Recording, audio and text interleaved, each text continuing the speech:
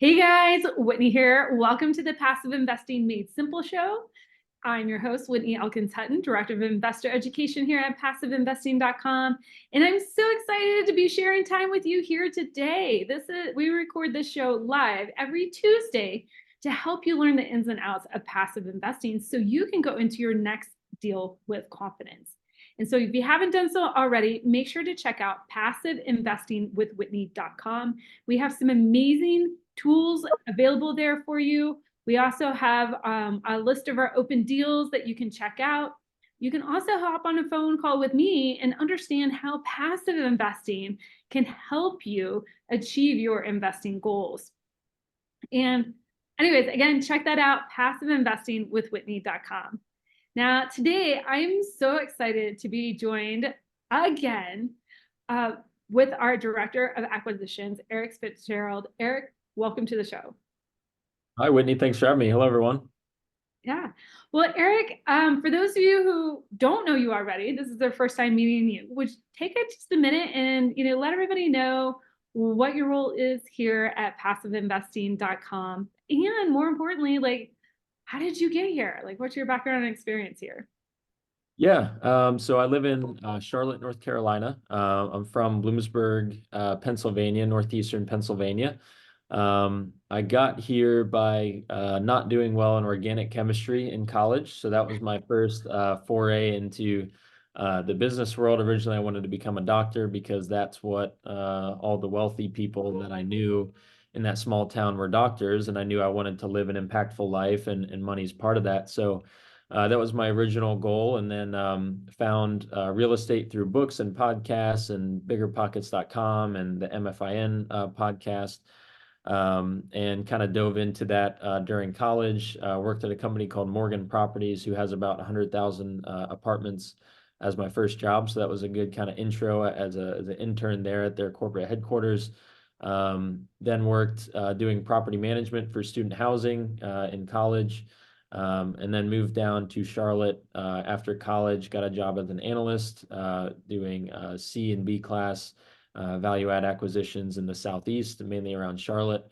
Then transferred over to a family office where I was an acquisitions associate. The family office was based out of Chicago and New York.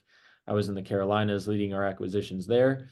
And then got up with Dan and Danny in the beginning of 2021. So I've been with the company 3 years now to start building out our acquisitions. And we've been fortunate enough to do over $1 billion worth of transactions on the buy and sell side since then. So it's been an awesome journey, and the company has grown quite a bit. We've got great people like Whitney, and I've got Chris Neary on my team now as well. So yeah, excited to be here, and hopefully can answer some questions and add some value today. Awesome. Eric, thank you so much for sharing. And I have to Google a little bit because I was one of those aspiring doctors myself. I actually went to medical school for a hot second. But organic chemistry is no joke. It was a kick in the teeth. I should have taken I got straight C's in organic chem. I should have taken that is a notice. Hey, you should go do something else. That's a separator for sure. They like to no. Yeah. Oh, it was super funny when I brought home straight C's. And guys, those were my only two C's ever my whole life. And when I brought home, I was so proud of myself for those C's. When I brought home those C's, my dad was like, should you go into business? I'm like, no. Yeah. I was dead set. Yeah. Anyways, I digress. Anyway, so today we're going to kind of do a little bit of a compare and contrast between our multifamily and our express car washes. Now, and this really stems from having hundreds of conversations with investors, that have had the opportunity to either go into our multifamily deals or express car wash deals. And sometimes there's both open at the same time. And they're just trying to wrap their head around which actually would fit best in my portfolio.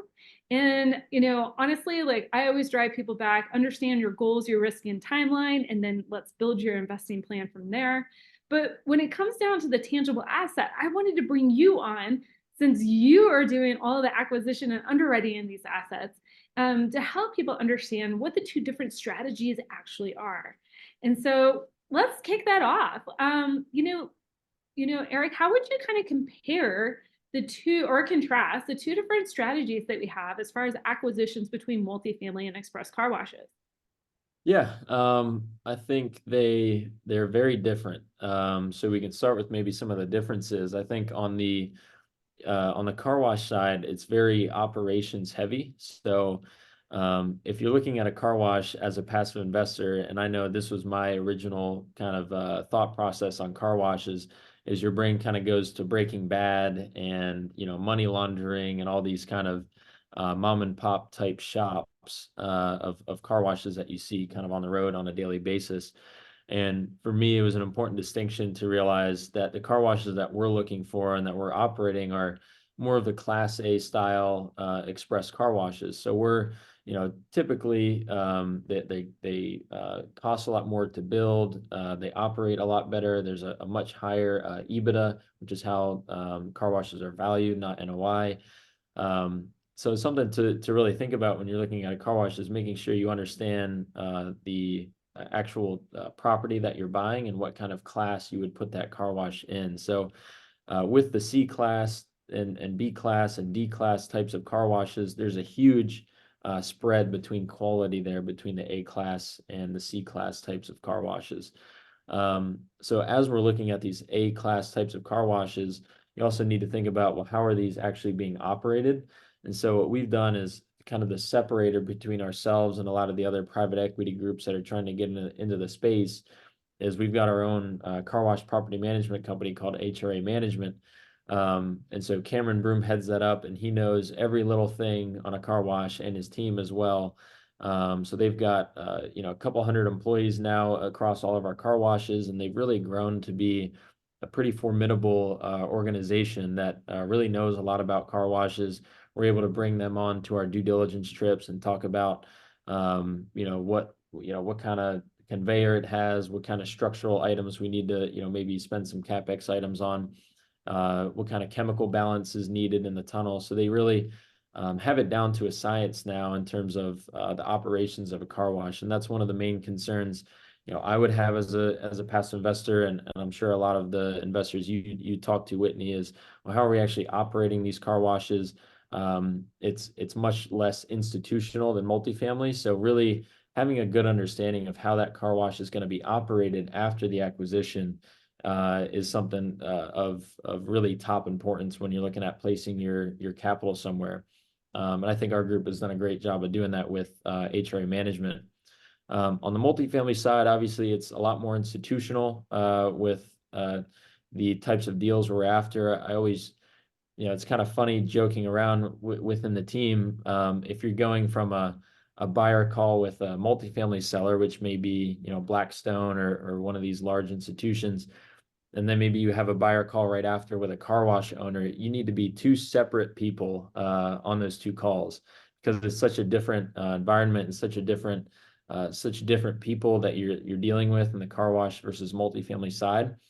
And there's positive, and there's different things that come along with both of those assets. So on the multifamily side, it's good that we're buying these Class A deals. The capital preservation there is historically very strong in the multifamily space. It's typically institutional quality type of assets. So you might not get the kind of upside that maybe we're projecting on some of the car wash assets, but that multifamily has historically been a great place to place capital. And although the acquisition market right now is pretty slow for multifamily and we're not finding a whole lot out there, knowing that with potentially rates cuts coming, with supply slowing down over the next year, rent growth probably going back up in the next 12 to 18 months, there will be some opportunities to buy assets, hold them 5 years or so, and exit for a decent IRR on the back end. So many differences between the two, but I think, like I said, it's really important on car washes to understand what the operations team looks like that's actually going to be driving the EBITDA growth on that car wash. And then the exit scenario on the multifamily side is something to take into account, where we're typically selling to institutions and larger capital groups, and historically has always been a relatively safe place to keep some capital and earn a decent return. And you know, you kind of jumped right into my next question, which is like the exit strategy. And I think when we talk about the exit strategy, we actually have to understand the portfolio development strategy. So, you know, I heard you kind of compare and contrast between, you know, apartments and car washes as far as operations and valuation.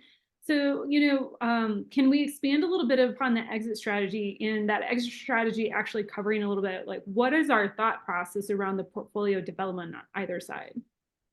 Yeah, so on the multifamily side, it's on both asset classes, we underwrite on a deal by deal exit basis. So on a car wash, you know, we're underwriting for a certain time period of hold, usually 5 years, and then we're exiting after that 5 years for a certain range of EBITDA multiples, which would be on the investor OM. Same thing with multifamily, we're usually projecting a 5-year hold. We're exiting based on a range of cap rates that are in the investor OM. And you can kind of see your range of returns there. But on the car wash side, there is, you know, another, you know, potential exit scenario that can happen, and that we're actively working towards being able to make happen. And while we're not, you know, actively underwriting that into our kind of investor OMs and into the presentations that we give, you know, like I said, we're treating these car washes as individual assets, but the ultimate goal for the car wash portfolio is that we can build up a sizable portfolio within the Southeast and all of the major markets that we're in, and then go to, you know, a larger institution, private equity company, a larger car wash owner. I mean, we've already, you know, had people knocking on our door asking about, you know, when we'll be ready to sell the portfolio, and you know, we're not there yet, but that is ultimately the kind of end goal and the end pop of that IRR, is if we're able to get that portfolio buyer to come in and pay us a higher than market EBITDA multiple on the exit, to where we'll be able to have, you know, much outsized returns than if we were to sell these off one by one in different EBITDA multiples. So that's the idea behind the car wash model. You know, right now we're working on a couple different land sites. We're starting to develop a little bit more and really get fine tune on, you know, where markets are that have very little competition, where Cameron and our team can go in and set up base and set up shop and have the best location in the market. And if anybody else tries to come in there, they're going to have to go right through Cameron and his team. And I wouldn't want to do that. So especially in the car wash space. So that's part of the idea with some of the development sites we're working on. We're looking at more tertiary type of markets now with some of these development sites. And that's been a good place for us to find really good basis, you know, really cost-effective type of car washes. And so, like I said, we're working on a couple of those deals right now that we have in our contract, and you know, hopefully be coming out with some of those soon. But yeah, it's a very interesting kind of exit strategy. But like I said, we're not actually underwriting that in the returns that you see as an investor. That's hopefully additional upside that we can realize when we have a large enough portfolio. And we're drumming up a lot of questions with this part of the conversation. So I just want to tell listeners, if you're here live, make sure to put your question in the Q&A box. We will clean up and answer all these questions, you know, after the show. If I can wiggle them in and the recording of the show, I will be sure to do so. Now, I wanted to kind of switch gears, and especially in light of the past 12 to 24 months, I mean, or actually 18 months. I mean, you had to be hidden under a rock to not understand that financing on deals, commercial real estate deals, multifamily in particular, has been a bit of a challenge. So how, I know Eric, if you guys are like listening to this on the podcast, I got a huge smile out of Eric on that one, because he's like, yes, tell me about it. So Eric, I just kind of wanted, you know, could you help us understand, you know, what does financing look like for these two asset classes? How are we mitigating risk in both of these asset classes as well? Yeah, it's a good question. We've got Ed Gilmer on our team, who is our director of capital markets. I think he's been here about a year and a half now. So he's been a huge addition for us, and basically his only objective on a day-to-day basis is to manage our current portfolio's debt and source new debt for our new acquisitions, and stay in tune with the capital markets, meet with lenders, all that kind of stuff. So he was with us at NMHC last week in San Diego. So we met up with a bunch of lenders. We got some of their feedback on what they think is coming. And the general feeling that people have is that, maybe later this year we'll see a few cuts. It's not going to come down as far as rates are concerned. They're not going to come down as fast as some people are thinking or hoping. It's going to be kind of a pretty slow, gradual decline of rates is what a lot of the lenders that we were talking to were saying. And it's been extremely difficult, place to place new debt, manage, existing debt if you have a floating, rate on a deal. And, luckily, or, on purpose, we bought rate caps for those deals, but a lot of people didn't, and a lot of people are in some pretty, deep trouble because of that. And no one really expected rates to go up as quickly as they did. I think a lot of people expected rates maybe to go up, but the rate that they came up was, extremely, extremely aggressive. And so that hurt a lot of people in the industry, and it hurts the ability to be able to finance new deals now at this point. On the multifamily side, we sent out 82 offers last year on multifamily deals, and we didn't close a deal last year. So the reason for that being is that bid ask spread is still there. So sellers are not realizing now that their property is worth significantly less than it was when they bought it. And buyers are not willing to pay or can't pay based on financing costs, even operational expenses, non-controllable expenses like insurance and taxes are way up in a lot of markets. So it's a lot of these kind of things are snowballing together to make it a really, really challenging acquisition market. Now, on the bright side, there was a lot of negative. On the bright side, we do see a lot of opportunity this year to buy at a good basis, particularly from merchant builder type of companies. So people that we've done deals with in the past, I'm constantly reaching out to and seeing what they're working on, because a lot of these regional and smaller developers are not as well capitalized as some of the larger institutions. So they typically need to get out of their construction debt at some point. And so I think where we see opportunity there is to build good relationships with these people, which we already have, transacted with a lot of people, especially in the Charlotte and Charleston type of markets, and be able to get in at a basis that would be unheard of over the last couple of years, and, be able to put, debt on it for 5 or 7 years, and be able to ride that basis up and ride the cash flow up as the supply slows down in 2025. If you look up a graph of the supply in the United States and a lot of the markets that we're in, historically high supply right now, which is slowing down rent growth, and a lot of places are seeing negative rent growth on the multifamily side. But as you get to that 2025 and on, you see that supply pipeline just get cut like a fraction of what it is now. And you see the demand starting to rise up, and that positive absorption where rent growth happens and high vacancy happens like we saw in 2021 starts happening again. So that's a positive outlook for kind of where multifamily is going right now. I think your question was on financing, but I kind of went the whole market there. So on the financing side, we're looking at, we try to look at all options. So if we're underwriting a deal, we underwrite for bridge with rate caps, life co, agency, any type of option that we can look at and understand what the deal story is and match that deal story to the right kind of debt. Ed's a huge part of that, and he's been a great addition for us to make sure that we're making the right decision as far as what kind of asset or what kind of debt we want to put on a deal. On the car wash side, as far as debt goes, we're going to a lot more, a lot less institutional, obviously. So we go to primarily local and regional banks for these types of loans. We're typically a little bit of a higher interest rate on a car wash versus an institutional quality multifamily, maybe a little bit less LTV, but we're still seeing term sheets come out, especially for our new development stuff. Lenders like having that low basis in deals like those.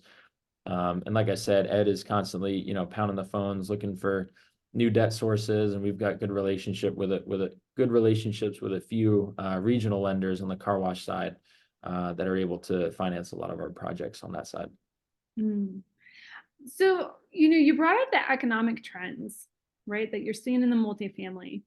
I'm curious to understand, like, do car washes and multifamily cycle differently? Is it because they're different asset classes entirely? Like one's more of an operational business, one's more of a commercial real estate. Like, help us understand, or the investor understand, like, you know, uh, how these things cycle. Because here's the question I usually get when I'm on a call with an investor.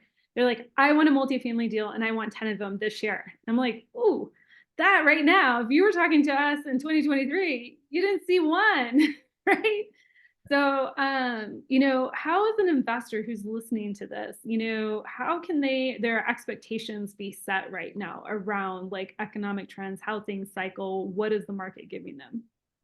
Yeah, I think on the multifamily side, transactions are down about 75% from where they were. So, and the deals that are selling are usually not the kind of deals that we want to look at. There's a lot of C-class value add stuff that's coming up from floating bridge debt that operators need to get out of. Institutions, if they don't have to sell right now, they probably won't. So that's why I said we are targeting kind of the merchant builder type of stuff for our acquisitions, but definitely a slow environment for multifamily. I would love to have 10 great deals. That would be great, but like you said, it's just a reality of where the multifamily market is. Like I was saying earlier, there is kind of the light at the end of the tunnel where once we get to that end of this year, maybe rates get cut a little bit, maybe once or twice. Um, you know, cap rates keep coming up a little bit, so we can start seeing that kind of positive spread between interest rates and cap rates. And then we can start buying again. But we're not gonna put ourselves or our investors in a position where we're just buying a deal to buy a deal. And that's why we sent out 82 offers and didn't close any deals, was because we weren't there on pricing.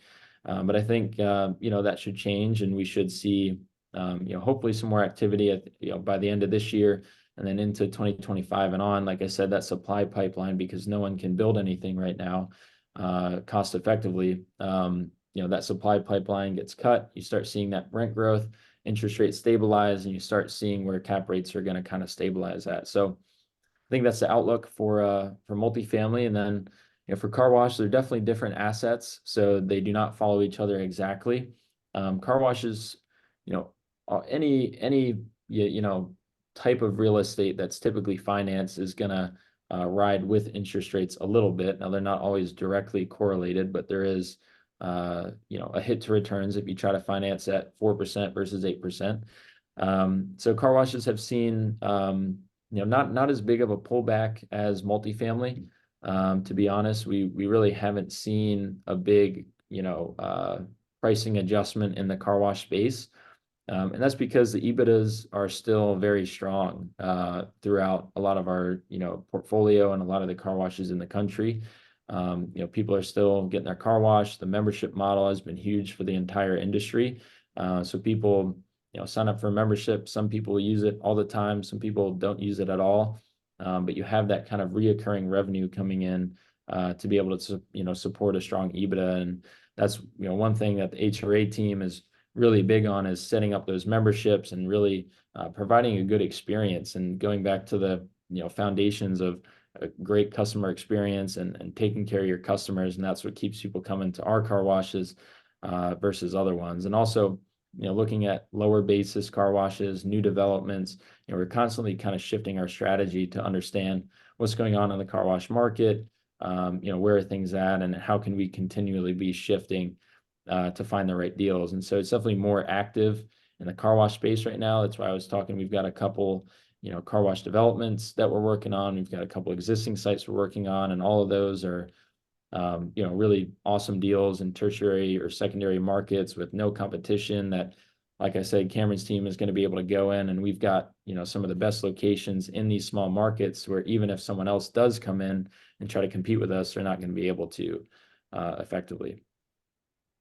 So I want to transition just a little bit before we wrap up the conversation. And that is, sometimes I get on the phone with investors and, they're highly knowledgeable about both asset classes, but they're concerned in both asset classes about regulation. if it's an investor that it's more in tune to multifamily, they're wondering, how is rent control going to impact us? Other types of regulation going to impact the multifamily space. And then conversely, if it's somebody in the express car wash space or somebody super interested there, generally they always bring up like water regulations. How is that going to impact the business? What are you seeing? How would you kind of compare and contrast, how regulations affect both of these asset classes? Yeah, it's a good question. We start that off by not investing in markets that do that kind of stuff. So staying out of places like California, all the states. And we ran into a potential issue in Texas where there was various levels of water control depending on the different drought levels. And there was eventually a level where they would shut down car washes. So we went through and did, like a multiple day full analysis and created this report for the internal team of when that would happen, why that would happen. And we discovered it only really happened like once in the entire time that this thing had been in place. So there's, things like that you definitely need to watch out for. But I would say within the Southeast, primarily the area that we're investing in, we're not seeing the rent control. We're not seeing the water restrictions. That's something that I think you need to take into account initially when you're choosing your markets and choosing, business-friendly states, and states that are not, following suit of other states that maybe are going downhill a little bit. But yeah, I mean, there was a proposal for rent control in Orlando. And when that came out, we were all over it and talking to brokers down there and owners and seeing like, what is this whole thing about? And that got struck down very, very quickly. So there was no, issue there, but definitely something to take into account. But like I said in the beginning, you need to kind of pick your markets right and understand what the likelihood of that is within different states and different areas of the country. So the Southeast is much friendlier than other places. Now, Eric, I want you to take your passiveinvesting.com hat off, or at least, tip it to the side a little bit, because you also are a passive investor in multifamily and in express car washes. I'm curious. I would just want to kind of ask your opinion on this. Like, if you had both deals in front of you, like, how do you think through which belongs in your portfolio, or how you would think through like crafting your portfolio between multifamily and express car washes? And it's not necessarily an either or, guys. I don't want to say that. It's usually an and, but I'm curious, like, how do you think through that? Yeah, that's a good question. I think first it would come down to what am I looking to get out of an investment? Personally, for me, I'm looking for more equity growth than cash flow at this time. And I think there's a bigger upside potential in the car wash space. Again, not expecting that this portfolio sale will happen, but willing to, take the chance of if that does happen, that's going to be, outsized returns. And even if they get sold off individually, you're still seeing a pretty big pop on the back end with current portfolios and current car washes that are going out from what we bought at. So I do think if I'm looking for equity growth, which is what I'm looking for, I'd be all over the new development car washes that are coming out soon. I plan to invest in those. And then, I just kind of follow what the market is giving you. I think the multifamily market right now is telling us that, it's pretty slow, and it's probably pretty slow for a reason. But like I said, if there's an opportunity to get into a deal at a basis that makes a lot of sense and with a long enough term of a loan or a business plan to where you can come out on that 2025, 2026 timeline where that supply gets cut in, a quarter of what it is now, and you start seeing that rent growth and you start seeing cap rates stabilize and rates stabilize. I think that's what I would be looking for in a multifamily deal, is just really paying attention to that basis and comparing it to sales that happened in the top of the last cycle, and understanding where that basis might be able to go within the next cycle that comes up. So that's what I would be looking for. I love that. And, just to kind of compare and contrast a little bit, I think for me, I'm looking for things that are, very different things. I'm looking primarily for cash flow and tax benefits, equity too, but that's like my third or actually fourth priority, capital preservation. We didn't even mention that. We've been talking a lot about that. Priority number one, preserve the capital. Don't get knocked out of the game, right? Yep. But there's an opportunity here. What I took away from what you said is that there's an opportunity here to achieve multiple goals within one asset, and then potentially both of them might have a space in your portfolio. Guys, if you want to talk through things such as this and understand how passive investing can help you set up your portfolio planning and growth in 2024 and beyond, be sure to reach out to me at passiveinvestingwithwhitney.com. We'll hop on the phone there and talk about what your needs are, how these asset classes align with your goals. Now, Eric, we have several questions for our Ask Me Anything session. I want to make sure we leave space for that. What is one thing that you want our investors to take away from today's episode?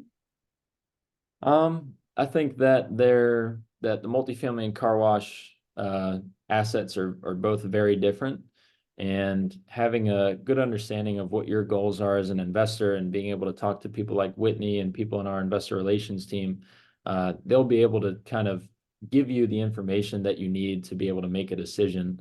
Especially coming in as someone, if I were someone new that was coming into this and didn't know a whole lot about car wash or multifamily, that's a big decision to, place your capital in either asset class. So encourage you guys to reach out to the team, and they'll be able to answer, the questions that you have for your specific scenario, and hopefully help you be able to make the right decision.